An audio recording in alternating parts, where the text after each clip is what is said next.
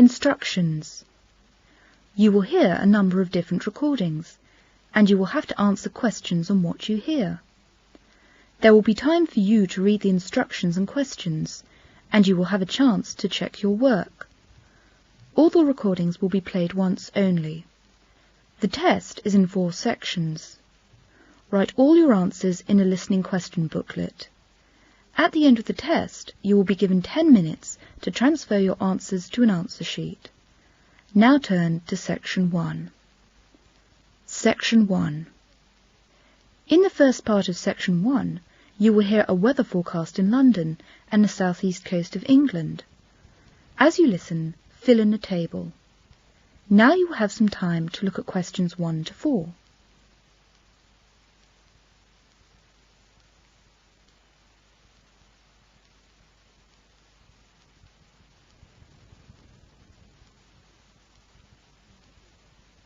Now listen carefully and answer questions 1 to 4. And now here is Colin with details of the weather. Thank you, Francis. Here is the weather forecast for the next 24 hours for London and the southeast coast of England. In the morning, it will be mainly dry with a light mist, with temperatures around 8 to 10 degrees Celsius. Later in the afternoon, there will be a few scattered showers.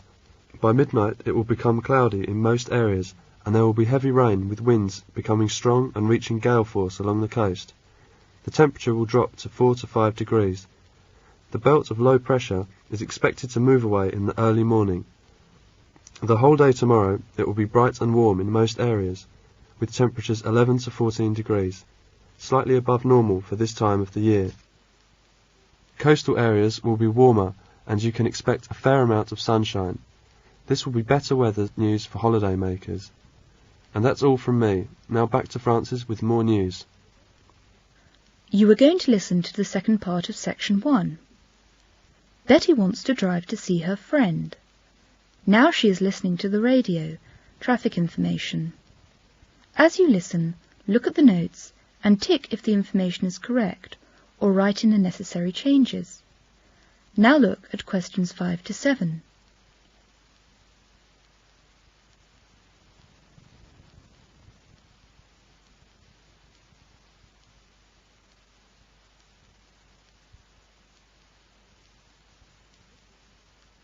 Now listen carefully and answer questions 5 to 7.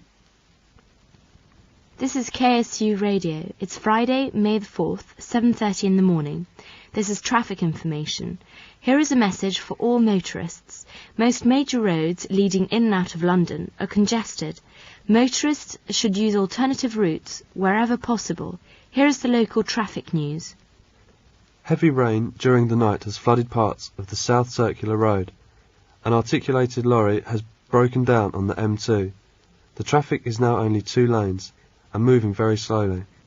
Strong winds during the night have blown down a number of trees on the M5 and many sections are not in use. That is the end of local traffic news. For more news, listen again at 8 o'clock. That is the end of Section 1. Now you will have half a minute to check your answers.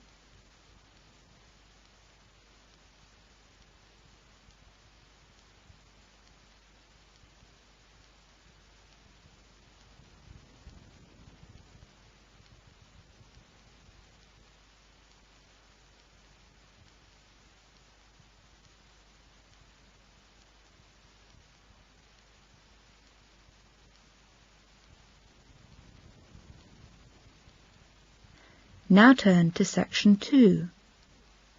Section 2. In this section, first you are going to hear a dialogue in which a Camford student answers the questions of a young girl who is thinking of applying to go there. As you listen to the dialogue, circle the correct answer and fill in the table. Now you will have some time to look at questions 8 to 16.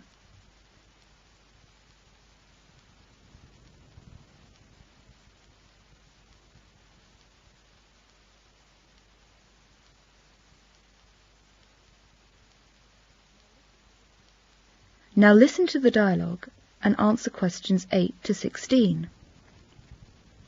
You're a student of the University of Camford, aren't you? Yes, I am.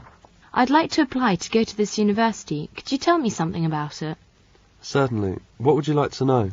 Well, for a start, what's the campus like? It's large, it's spread out, and it mainly consists of medieval colleges. But it's in the middle of a large manufacturing town, so there's a lot of traffic. And what about the student accommodation? It's mainly in colleges on the campus. Is it? And how do you find the rooms? They're old and quite charming, but they're expensive and badly heated. How about the study facilities? Very good. In the main building there are 30 study rooms accommodating 20 students in each, and 4 large lecture rooms. All are air-conditioned. Each lecture room is equipped with film and slide projectors and screen, a closed-circuit TV and tape recorder wired to central speakers, and an overhead projector. Each study room is too equipped with a closed-circuit TV and overhead projector. And the computer centre? What's it like? Oh, it's well equipped. There are 60 computers in the centre. They are all available for student use. The computers are in constant demand, so you need to book in advance. You can reserve a computer for 3 hours at a time.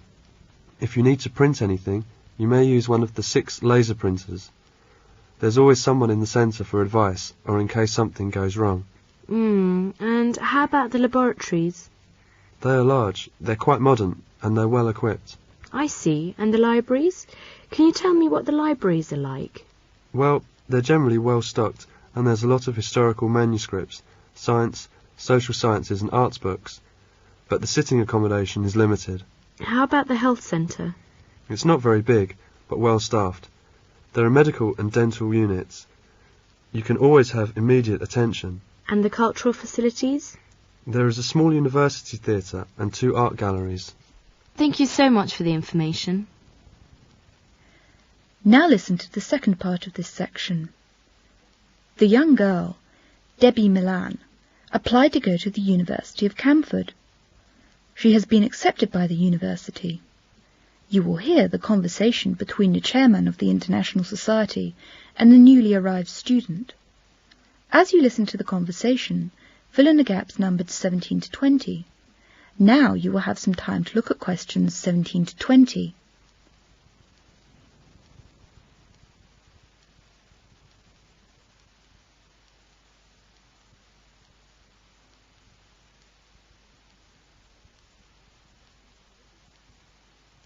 Now listen to the conversation and answer questions 17 to 20. Hello there. What are you studying? Computing science. Oh, yes. And how long is the course for? 1 year. It's a postgraduate diploma. What would you like to do at the end of it? Have you made your mind up?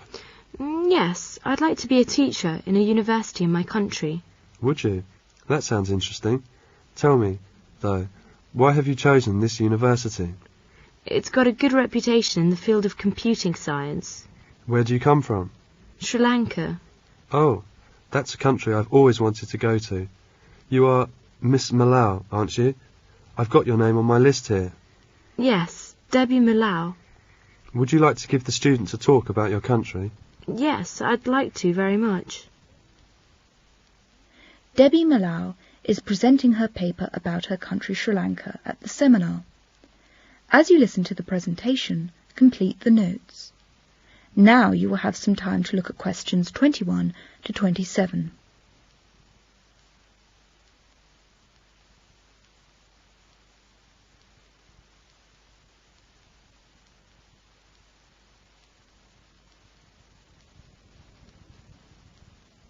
Now listen carefully and answer questions 21 to 27. Good afternoon, everyone. Today I'm going to talk about my country, Sri Lanka. It is an island with an area of 25,332 square miles and a population of 12,510,000 people. It is just smaller in area than Scotland. The island of Sri Lanka lies off the southeast coast of India and is separated from the mainland by the Palk Strait. People who live there sometimes call it by an old name which means Golden Island. Sri Lanka is considered to be one of the most beautiful countries in the world. What is the climate like there? It is totally different from the climate in Britain. Britain has a temperature climate.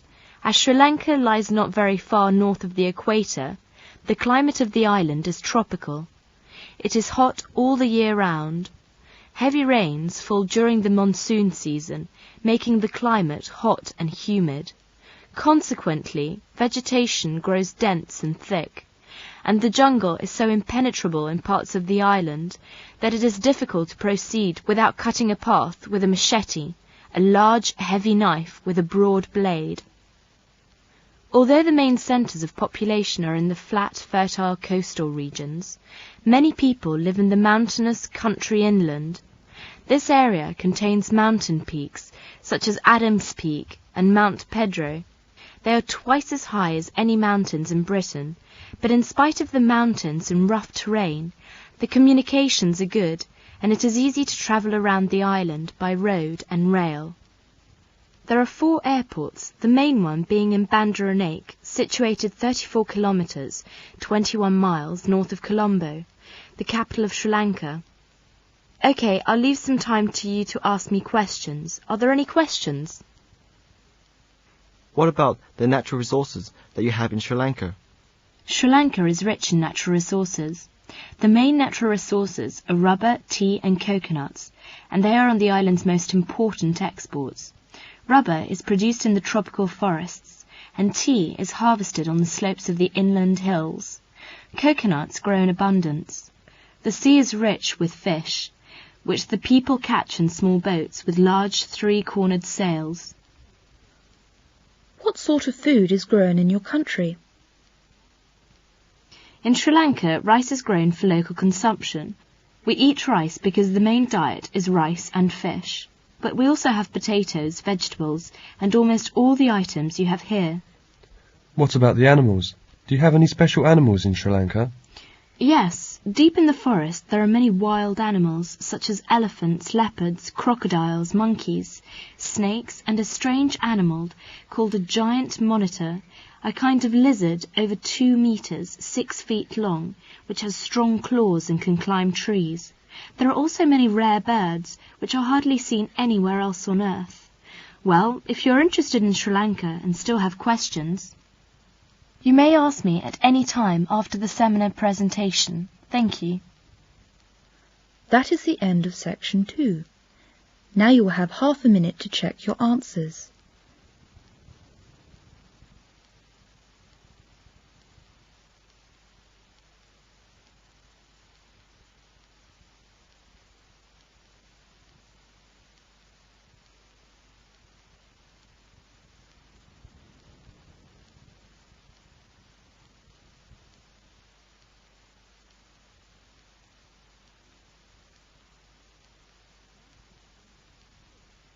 Now turn to section 3. Section 3. In this section, you will hear a conversation between Pat and Martin. They are students of a university and haven't seen each other for some time. They have met in the cafeteria at lunchtime. As you listen to their conversation, answer questions 28 to 34. Now you will have some time to look at questions 28 to 34.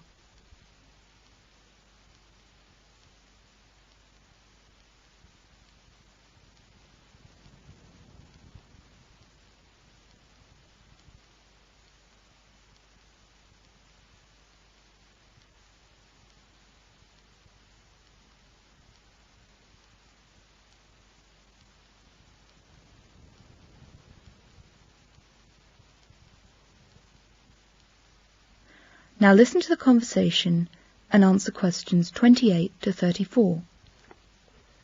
Hi there, Pat. How are you? I'm fine, thanks, Martin. I haven't seen you for a long time. What have you been up to? Oh, studying. It seems that university life is much more time-consuming than I originally thought. I even don't have time to read newspapers. Really? You're so busy. You know, I read an article in yesterday's newspaper. It's very interesting. What's it about? It's about post office cats. They're mouse hunters. That really sounds interesting. Could you tell me something about the story now? Yes, certainly. The post office has actually employed cats since 1868. That means that they have been on the official payroll of the post office for more than 100 years. The loyal public servants appear on the official payroll as rodent operative, but we would more easily recognise them under the title post office cat. They are not employed to sort or deliver mail, of course, but to protect the mail and keep the rodent population under control. What do you mean? They're mouse hunters. They make sure your morning post arrives nibble-free. You know, they work unsocial hours while we sleep. They hardly ever get a Christmas bonus in their pay packets and can't bargain for better conditions. The average rate of pay is no more than a few pounds a month, just enough to pay for their food, but they are allowed to eat all the mice they can catch. How come the post office had the idea to employ cats? Usually the public had to queue inside post offices for their mail. The whole idea of the post office employing cats to control the rodent population goes back to the days prior to 1867. As a part of the Jubilee celebrations of Queen Victoria, it was decided that there would be a house-to-house delivery of letters by postmen. As a result, there was a huge accumulation of letters and parcels at post offices. Vast numbers of rats and mice began to hide amongst the mail and nibbled at letters and parcels. Yes, I see. They caused great damage to the mail. That's right. So, in 1868, the post office authorities decided to employ cats to keep the rodent population under control. Most of the cats they employed were females. Why was that? Because it was thought that females were better and more persistent hunters than the males. If the number of mice in a post office did not decline greatly after 6 months, then these cats were to be dismissed from their place of work. London post offices were the first to try out the experiment. Within a few months, the rodent population had shrunk dramatically. Other post offices all over the country were soon using cats in the war against rats and mice. Within 10 years, the pay of the cats was improved from 1.5 old pence a day to 6 or 9 pence a day.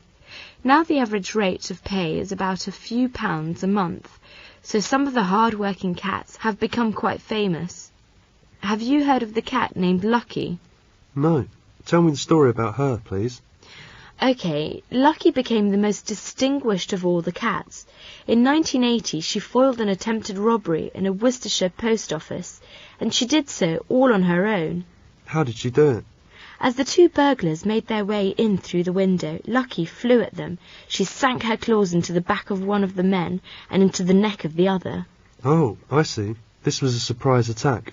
Yeah, this surprise attack was too much for the men, and they fled empty-handed. For this heroic behaviour, Lucky was awarded the first ever Post Office DFC certificate, that is, the Distinguished Feline Conduct Certificate. Another excellent mouse was Jerry, of Earl's Court Post Office in London. He served the building for 16 years, and was on duty for 24 hours every day. He drove all the mice away from the premises. How about today? Does the post office still employ cats as mouse hunters? Well, there are fewer cats employed by the post office than at any time in the past. Their profession is yet another example of a profession laid low by the advances of new technology. With the faster movement of the mail and more hygienic surroundings, post office cats are not always needed to keep down the rodent population. But many post offices still employ them, and they become great friends with the postmen, who often feed them. When one cat suffered an accident at work, it was taken promptly to the vet in a nearby city to receive the best attention, and the post office willingly footed the bill.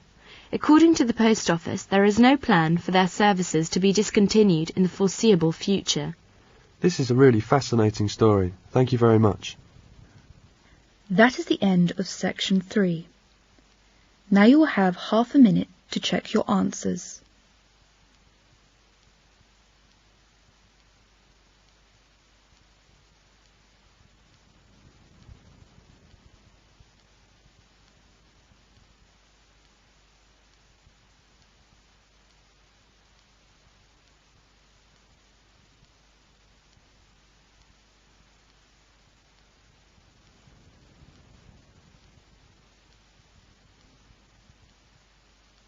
Now turn to section 4.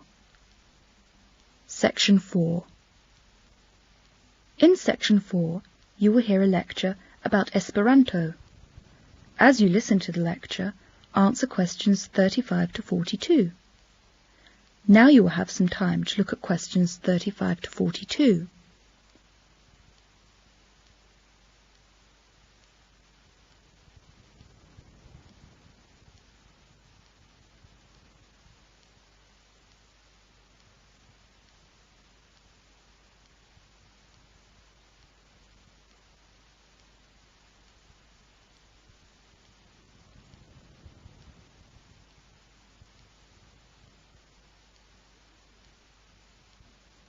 Now listen to the lecture and answer questions 35 to 42.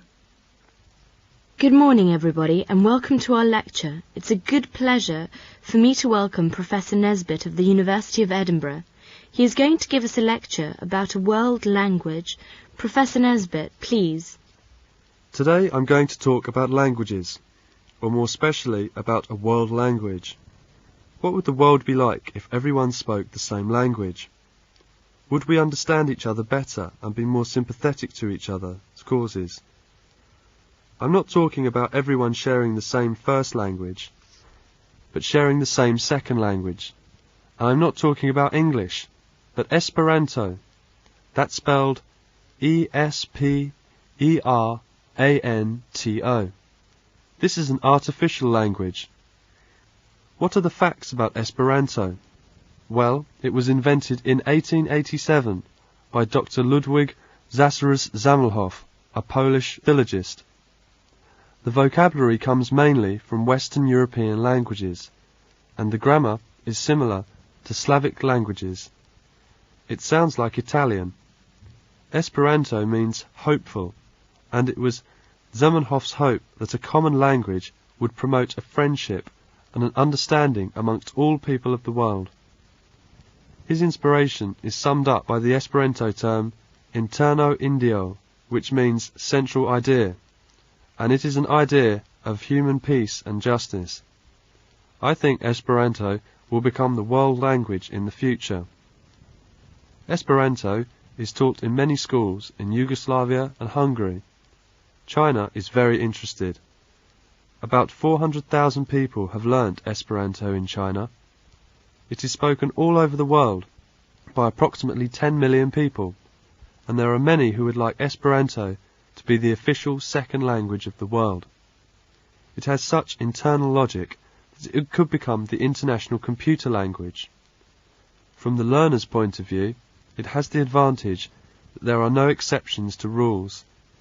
The advantages of the world being able to talk freely to each other about business, politics, culture, sport, hobbies, well, are obvious. The costs of translation at any international conference are staggering. About 55% of the EEC's budget in Strasbourg is taken up by translation costs. The main advantage, as I see, is that Esperanto is a neutral language.